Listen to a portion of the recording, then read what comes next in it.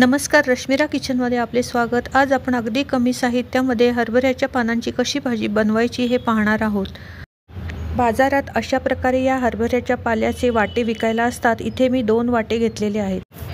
सर्वप्रथम भाजी आपल्याला व्यवस्थित निवडून घ्यावी लागते, कारण एखादी अळी या पाल्यामध्ये असू शकते। भाजी घेताना नेहमी कोवळ्या पाल्याचा वाटा असेल तरच घ्यावा। एखादा जाडसर देठ पाल्यात असेल तर तो अशा प्रकारे काढून टाकावा। इतर साहित्यामध्ये मी शेंगदाण्याचा जाडसर कूट अर्धी वाटी, लसणीच्या 15-20 पाकळ्या, तिखट हिरव्या मिरच्या 10-12 आणि 1 लिंबू घेतलेला आहे। बऱ्याच ठिकाणी ही भाजी न धुताच वापरतात, कारण तिचा आंबटपणा धुतला की निघून जातो, पण मी इथे भाजी धुवून घेतल्यामुळे आंबटपणासाठी लिंबू वापरणार आहे।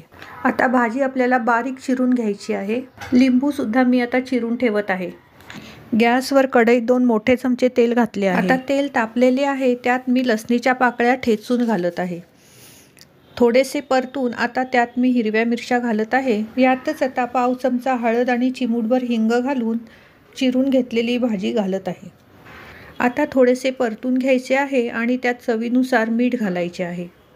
आता गॅस मंद करून 5 ते 10 मिनिटे झाकण ठेवून शिजवायचं आहे। आता झाकण काढून पाहूया, भाजी व्यवस्थित शिजलेली आहे। आता त्यात मी लिंबू पिळून घालत आहे। थोडेसे परतून घेऊन आता त्यात आपण शेंगदाण्याचा कूट घालणार आहोत। शेंगदाण्याचा जाडसर कूट आणि लिंबाचा रस यामुळे भाजीला खूपच मस्त चव येते। अशा प्रकारे आपली हरभऱ्याच्या पानांची चविष्ट भाजी तयार झालेली आहे। तुम्हाला जर रेसिपी आवडली असेल तर लाईक करा, मित्रमंडळींबरोबर शेअर करा आणि आपल्या चॅनेलला सबस्क्राईब करायला विसरू नका। धन्यवाद।